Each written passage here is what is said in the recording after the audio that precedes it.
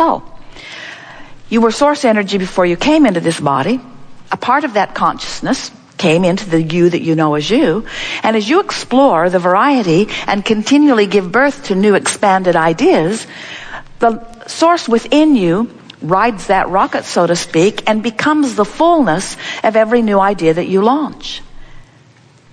So now, you who have explored, and you who the larger part of you is expanded, you now have some options that your emotional guidance system is presenting to you.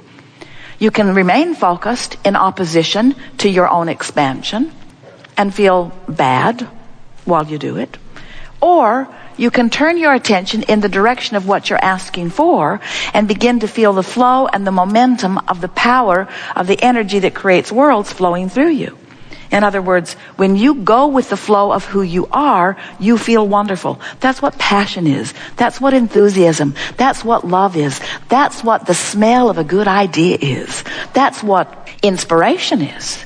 Your source has evolved because of requests that you have sent forward.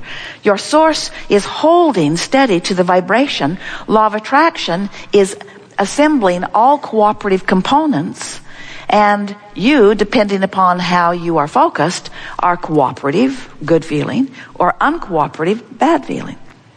That is the story of how you feel and why you feel the way you feel. Every time, no exceptions, that you feel negative emotion, it's not because that thing or that person that you're looking at made you feel bad. It's because that thing you're looking at made you ask for more and you didn't go yet.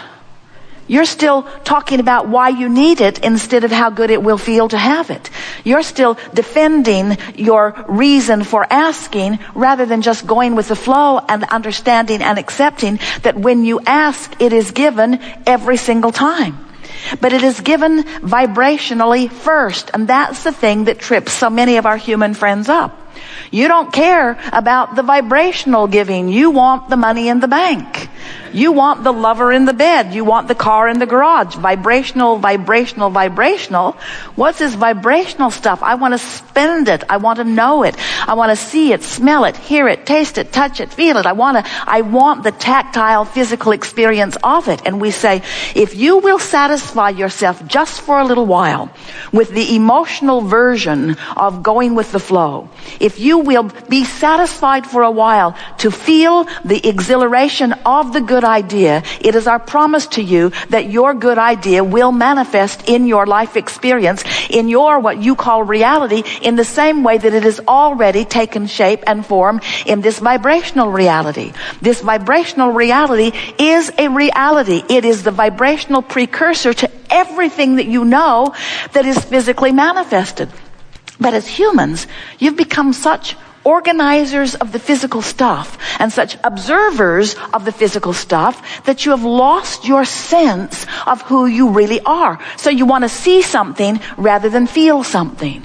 We want you to get back to that primal, pre-birth, source energy, memory, that sometimes it feels good just to feel good by affecting the direction of your thought and finding the feeling. The beasts of your planet still remember that.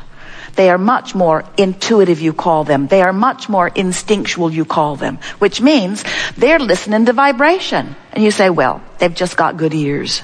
And we say, yes, they do. They have good ears. They are keenly sensing vibration. They see better than you do. They hear better than you do. They smell better than you do. Their food tastes better than yours does, and it's dog food.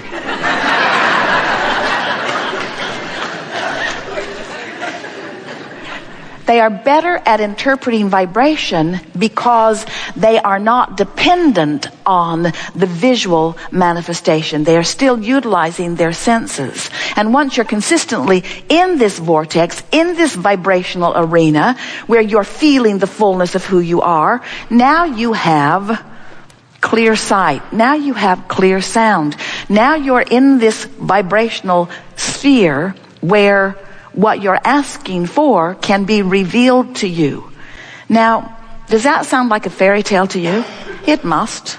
It must. You go home and say, Went to that seminar, and that Abraham person kept pointing to the floor and calling it a vortex. This imaginary friend that Abraham has. But we want you to understand that everything is vibrational. There are all kinds of vibrations that you accept as reality that you can't see.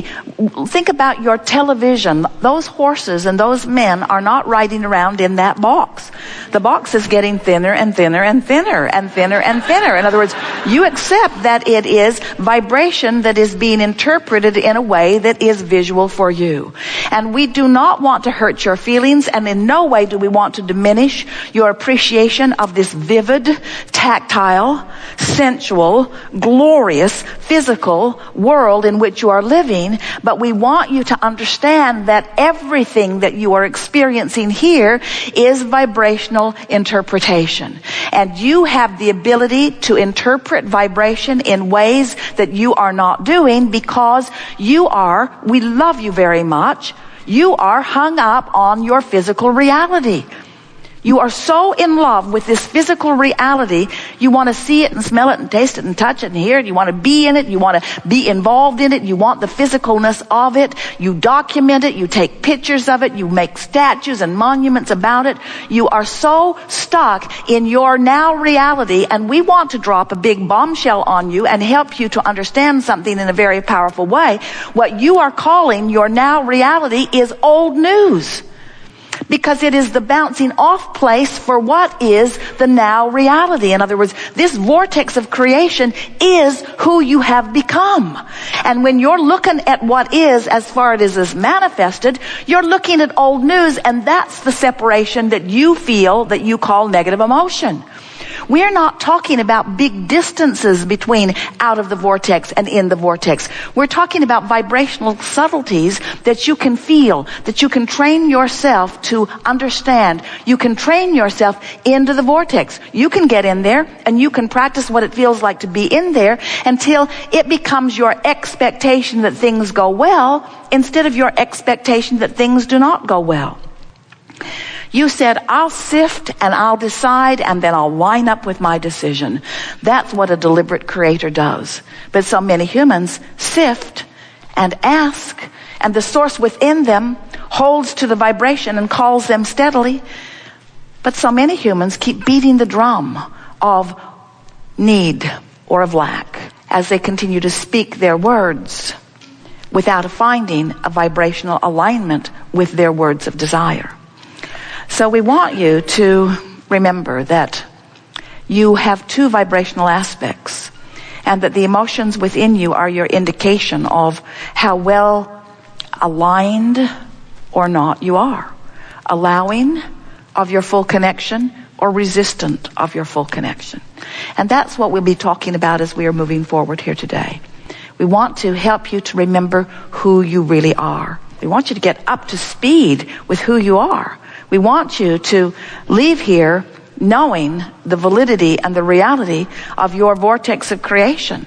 We want you to accept that this vibrational reality is present tense. Do you know that in Australia, it's Sunday? That's so strange. Jerry and Esther were there. They called the office. They said, we're living your future. And it's really good. And of course, that wasn't altogether true, was it? Because it was all now. In other words, whether you are talking to someone in Australia on the telephone now, or whether you're talking to someone in Atlanta, or whether you're talking to someone who is non-physically focused, it's all happening right now, isn't it? It's now. There's no separation. It's now. And what we want you to understand is that the now that is you is not the now that you think is you. You think it's the you that's sitting here in these clothes with this much money in your bank account, in this body, with these relationships. And we want you to understand that your now reality in this vortex of creation has moved past that. And the reason that you feel negative emotion is because you're not moving with it. So We want to show you how to get forward moving. We want to show you how to live real time. We want to show you how you can be in this moment, living in this physical world, but living the vibration of all that you have become. Do you know that when you're moving through life and a problem is coming into focus, do you know that in the moment that the problem is coming into focus, the solution, an equivalent solution, is coming into focus too? Do you know that? That's such an important thing to know. When a question is formulating, so is the answer. But if you are of the frequency of the question or of the problem, you cannot be of the frequency of the answer or the solution. You can't be on both frequencies at the same time.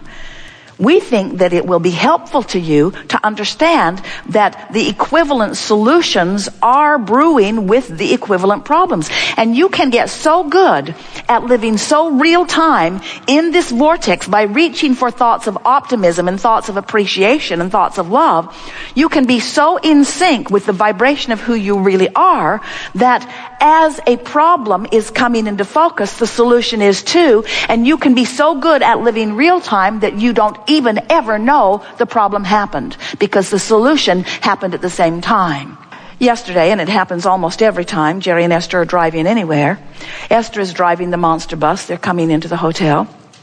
And as she is looking out ahead, she sees a vehicle towing a trailer with some equipment on it. And as Esther looked at it, she knew something squirrely was about to happen.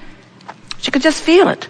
So she backed way off. She actually put her foot on the brake and slowed down about 15 miles an hour. The car behind her slowed too, and the one behind that slowed too, and the one behind that slowed too. Esther's bus is very big. And the man who was pulling the trailer was changing lanes with the car in his blind spot. And the car who was in his blind spot swerved way out of the way right over to where Esther would have been if she had not felt the problem and the solution simultaneously. Now that happens to you all the time. You know it does. All the time you have those sensations, and much of the time you don't actually ever get to see the problem play out so that you don't get to crow about your solution. But we want you to understand that it's happening all day, every day. Your physical body, trillions of cells, when something is ingested or introduced to your body, you breathe a bacteria or a germ, or you ingest something in food or air. The trillions of cells in your body launch these rockets of desires and find the solution before your body ever finds the problem. In other words, this is happening all day, every day. You are introduced to so many things that if the doctors could get you to go every hour on the hour and let them check, they would pronounce you terminally ill with so many different things, because your body is compensating all day, every day for what's coming to it. When you are an ornery toad, you interfere with the communication of the trillions of your cells. When you are in love, when you are tuned in, tapped in, turned on, when you are in chronic appreciation, when you're feeling good most of the time, you don't hinder your cells from finding their solutions in the moment that they are introduced to the problems. And the problems are so slight, they are not even microscopically discernible. When you allow yourself to live real time, where solutions and problems are dancing together, that's what you said you would do. Not one of you said, I'll go into the physical and I'll make life so hard for myself and others around us that we will really expand.